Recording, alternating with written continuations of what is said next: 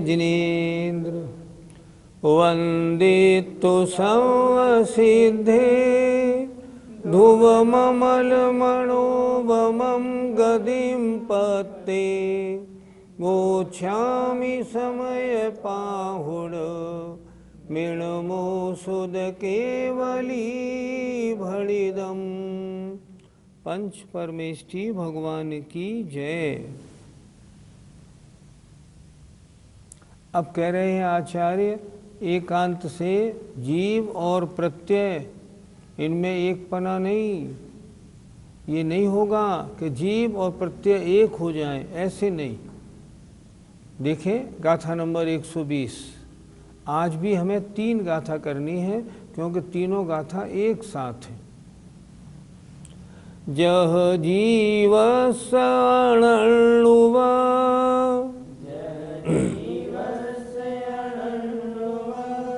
ओ गो को हो बितह जदि अणलो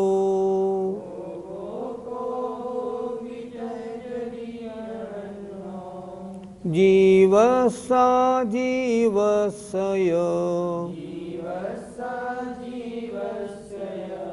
एवमणत्तमावर्णम्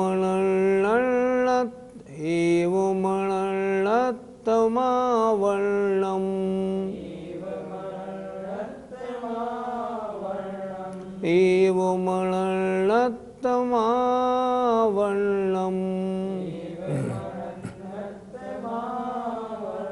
बोलिए, जह जीवस्य अणर्णुवा ओ गो को हो बितः जदि अणन्नो जीवसा जीवस्य एवमणत्तमावर्णम्। जह जीवस्य अणर्णुवा ओ गो को हो बितः जदि अणन्नो जीवसा जीवस्य एवमणत्तमावर्णम्। जह जैसे जीवस्य जीव के अनन्न उपभोगो उपयोग अभिन्न है। जीव को और उपयोग को अलग नहीं कर सकते। जीव है तो उपयोग है, उपयोग है तो जीव है। जैसे जीव के उपयोग अभिन्न है, कोहो क्रोध भी, तह माने वैसे उसी प्रकार, यदि माने यदि, अनन्यो जीव से अभिन्न अनन्य हो तो। जैसे जीव में उपयोग है ऐसे हम जीव में क्रोध भी मान ले तो। देखे ध्यान से, जीव के उपयोग अभिन्न है, वैसे क्रोध भी यदि जीव से अभिन्न हो तो जीवस्य अजीवस्य, जीव और अजीव का, एवं इस प्रकार, अनन्यतम माने अनन्यत्व अर्थात एकपना। अनन्यत्व माने अन्य अन्यपना नहीं, माने एकपना आप पावनम प्राप्त हो जाएगा। अगर जीव उपयोगमयी है और जीव क्रोधमयी भी हो जाए तो जो क्रोधमयी हो जाए तो शरीरमयी भी हो जाए तो रागमयी भी हो जाए, फिर तो जीव में और क्रोध में, जीव में और मिथ्यात्व में फिर तो अंतर ही कुछ नहीं रह जाएगा। फिर दोनों में एक पना प्राप्त हो जाएगा। फिर एक बार देखें, जैसे जीवस्व माने जीव के अनर्ण उपभोगो उपयोग अभिन्न है, उपयोग एक है, जीव और उपयोग एक है। वैसे यदि जीव से क्रोध भी अभिन्न हो तो, अर्थात क्रोध भी उपयोग की तरह जीव का हो जाए, तब क्या होगा? जीवस्व अजीवस्य, जीव और अजीव का अनन्यतम, अनन्यत्व माने एक पना प्राप्त हो जाएगा। फिर तो जीव उपयोग वाला है, जीव क्रोध वाला है, ऐसा बन जाएगा। जैसे जीव के ज्ञान दर्शनोपयोग अभिन्न है, एक साथ मिले हुए हैं, उसी प्रकार यदि क्रोध भी जीव से अनन्य हो तो इस प्रकार जीव और अजीव का अनन्यत्व, एकत्व प्राप्त हो गया। जीव से उपयोग अलग नहीं तो जीव से क्रोध अलग नहीं, क्रोध भी जीवमयी, उपयोग भी जीवमयी, फिर तो इनको एक पना प्राप्त हो जाएगा। इससे दिक्कत क्या पड़ेगी, आचार्य अगली 2 गाथाओं में समझाएंगे। पद्यानुवाद देखिए। हे जीव से समुपयोग अभिन्न जैसा, हे क्रोध भी यदि त्रिकाल अभिन्न वैसा, तो एक मेक सब जीव अजीव होंगे, ये बंध मोक्ष फिर तो सब साफ होंगे। यदि आपने क्रोध को भी जीव का परिणाम मान लिया, जीव का स्वभाव मान लिया, उपयोग भी जीव का स्वभाव हुआ, तो फिर अजीव क्या बनेगा, कोई भी नहीं बनेगा। अगर शरीर को भी जीव से अभिन्न मान लिया, उपयोग की तरह अभिन्न हो गया, तब फिर क्या बनेगा, फिर तो कुछ भी नहीं बनेगा। आइए अगली गाथा देखते हैं। एवमिह जो दुजीवो,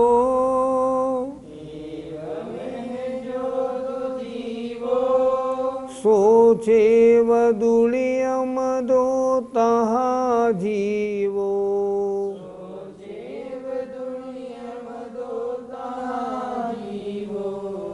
अयमेयते दोषो,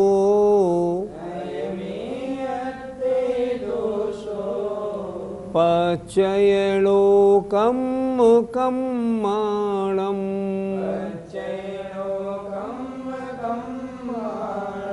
बोलिए। एवमेह जो दुजीवो, सोचे वदुलियम दो तहा जीवो, अयमेयते दोषो, पच्यलो कम कम्माणम्।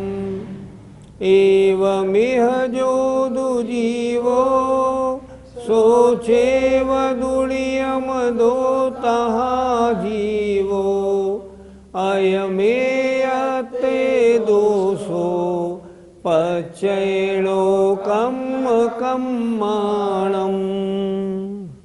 एवं इह, एवं ऐसा होने पर, इह माने यहाँ इस लोक में, जो जीवो जीव है, सो चेवदु वही, नियम दो नियम से, तहा अजीवो उसी प्रकार अजीव भी हो जाएगा।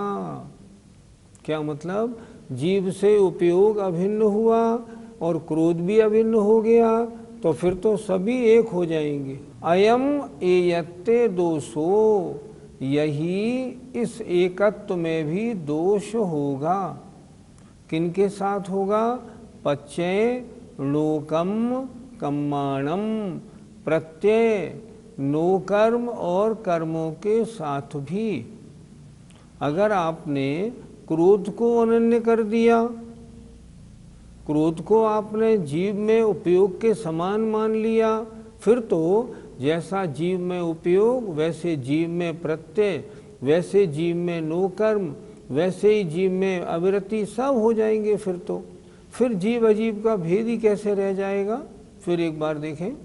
एवं ऐसा होने पर, यह माने यहाँ इस लोक में, जो दु जीवो जो जीव है, सो चेवदु वही, नियम दो नियम से, तहा उसी प्रकार अजीव भी हो जाएगा। फिर जीव अजीव में अंतर नहीं रहेगा। अयमेयत्तो दोषो यम एयत्ते, यही एकत्व में भी जो दोष है वो प्रत्यय नो कर्म और कर्मों के साथ भी होगा। जैसे आपने क्रोध को जीव बना दिया, फिर तो अन्य प्रत्यय, नो कर्म माने शरीर और कर्म, ये सारे के सारे फिर तो जीव के साथ अभिन्न हो जाएंगे। जीव में जैसे उपयोग है वैसे ये हो जाएंगे, फिर तो दोष होगा। अर्थ देखें, ऐसा होने पर इस लोक में जो जीव है वही नियम से उसी प्रकार अजीब होगा, मतलब अजीब भी उसी प्रकार हो जाएंगे। प्रत्यय, कर्म और नो कर्म के एकत्व में भी यही दोष आएगा, मतलब वो सब फिर जीव रूप हो जाएंगे। गाथा 121 का पद्यानुवाद।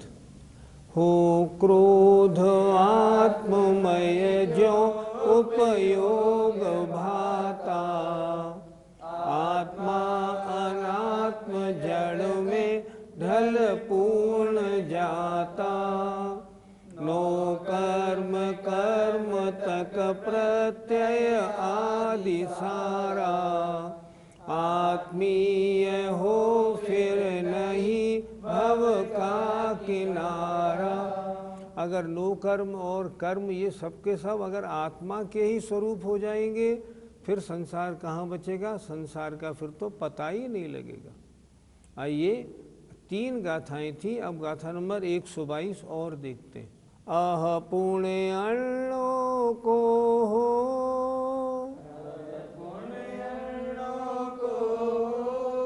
अण्णुवो गप्पगो हवदि छेदा।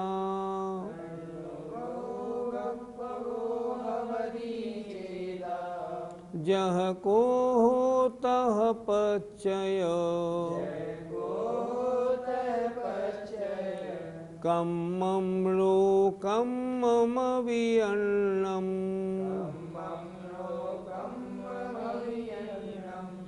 बोले, अह पुण्य अण्णो को हो, अण्णुवो गप्पगो हवदि छेदा। जह को हो तह पच्चय, कम्मं लोकं मम विअन्नम्।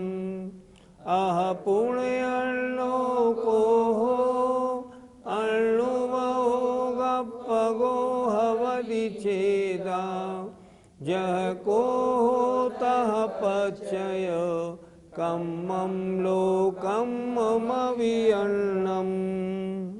अह माने ऐसा, पुण्य माने और मानो, कि कोहो अण्णो क्रोध अन्य है, ओबो गप्पगो चेदा अर्ण हवदी, और उपयोग स्वरूप आत्मा अन्य होती है। क्रोध अलग है, आत्मा अलग है। क्रोध आत्म स्वरूप नहीं, आत्मा क्रोध रूप नहीं। जीव जीवात्मक, क्रोध अजीवात्मक। जैसे जह माने जैसे, को हो जैसे क्रोध अन्य है, तह माने वैसे, पच्चय जो और प्रत्यय है, कम्मम लोकम्मम अपि कर्म और नो कर्म भी अन्य है। आचार्य कह रहे हैं इसलिए ये मान्यता ठीक बनानी पड़ेगी कि क्रोध अन्य है और आत्मा अन्य है। क्रोध उपयोग नहीं बन सकता, उपयोग क्रोध नहीं हो सकता, क्रोध जीव नहीं हो सकता, जीव क्रोध रूप नहीं हो सकता, दोनों अलग अलग हैं। फिर देखें, अह पूर्ण अण्णो को हो ऐसा, और पूर्ण माने मानो कि क्रोध अन्य है। अण्णुव ओ गप्पगो हवदि छेदा, और आत्मा उपयोग स्वरूप अन्य होती है। क्रोध भिन्न है और आत्मा भिन्न है। जय को हो तह पच्चय, जैसे क्रोध अन्य है वैसे फिर तो पच्चय माने मिथ्यात्व, वृत्ति, कषाय, योग, ये सब लिखा नीचे। कर्म और नो कर्म भी अन्य है, अर्थात मिथ्यात्व, अवृत्ति, कषाय और योग भिन्न हो गए, आत्मा अभिन्न हो गई, दोनों अब अलग अलग हो गए। ये आत्मा के स्वरूप नहीं, आत्मा इन रूप नहीं, ये आत्मा को अशुद्ध बनाने वाले हैं। आत्मा अलग है, ये अलग है, इनके हटने पर ही आत्मा शुद्ध होती है। तो ये मानना ही उचित होगा इनको उपयोग की तरह आत्मा का मानना ठीक नहीं हो पाएगा। इस दोष के भय से ऐसा मानो, किस दोष के भय से? अगर ऐसा मानेंगे तो क्रोध भी जीव हो जाएगा, फिर जीव और अजीव में अंतर क्या बचेगा? फिर तो जो अविरति है, कषाय है, मिथ्यात्व है, वो सब आत्मस्वरूप हो जाएंगे। इसलिए इस दोष के भय से हमें कैसी मान्यता बनानी है? क्रोध अन्य है और उपयोग स्वरूप आत्मा अन्य है। और जैसे क्रोध अन्य है, उसी प्रकार अन्य प्रत्यय, मिथ्यात्व, वृत्ति, सब कषाय, योग, ये सब अन्य हैं। कर्म और नो कर्म भी अन्य हैं। पंडित जी, अगर हम मिथ्यात्वादी को जीव का गुण मानेंगे तो क्या आपत्ति? मिथ्यात्व को जीव का गुण मान लिया, अब अविरति को भी जीव का गुण मान लो, कषाय को भी जीव का गुण मान लो, योग को भी जीव का गुण मान लिया। तब ये बताओ, संसारी और मुक्त जीव में अंतर क्या हुआ? संसारी और मुक्त जीव में अंतर क्या होता है? संसारी जीव वो है जिनके मिथ्यात्व, वृत्ति, कषाय, योग या इनके कारण होने वाले गुणस्थान होते हैं, वो संसारी जीव है। और जिनके ये नहीं होते वो मुक्त जीव है। अगर ऐसा नहीं माना, तुमने दोनों में इनको जीव का स्वभाव मान लिया, तो सिद्धों में भी मिथ्यात्व और अवृत्ति और कषाय मिलेंगे। अगर मिथ्यात्व, अवृत्ति, कषाय सिद्धों में भी मिलेंगे, फिर सिद्ध और संसारी में अंतर क्या बना? फिर तो कुछ भी अंतर नहीं बना। नहीं, ये मान्यता बिल्कुल ठीक नहीं बनेगी। मानना तो ये पड़ेगा, मिथ्यात्व, अवृत्ति, कषाय, योग, इनके कारण आत्मा के साथ कर्म का संबंध होता है, और वह कर्म का संबंध आपको अपवित्र, आत्मा को अपवित्र अर्थात संसारी बनाने वाला होता है। गाथा 122 का पद्यानुवाद। पूर्वोक्त दोष भय से यदि मित्र मानो, है क्रोध भिन्न निज आत्म भिन्न मानो, बाधा रही न फिर तो अति भिन्न न्यारे, शुद्धात्म से जड़मयी विधि कार्य सारे। कितना अच्छा पद्यानुवाद है।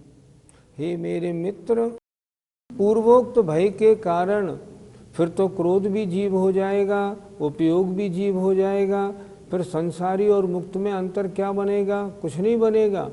इसलिए हे मित्र, क्रोध को भिन्न मानो, आत्मा को भी उससे भिन्न मानो। फिर क्या होगा? फिर तो जितने मिथ्यात्व, अवृत्ति, कषाय, योग हैं, ये सब भिन्न हो जाएंगे, कोई बाधा नहीं होगी, और शुद्ध आत्मा से ये पुद्गलमय जो विधि माने कर्म है और जितने अन्य और भी है ना प्रत्यय, सारे के सारे भिन्न माने जाएंगे। यही मान्यता आगम के अनुसार है।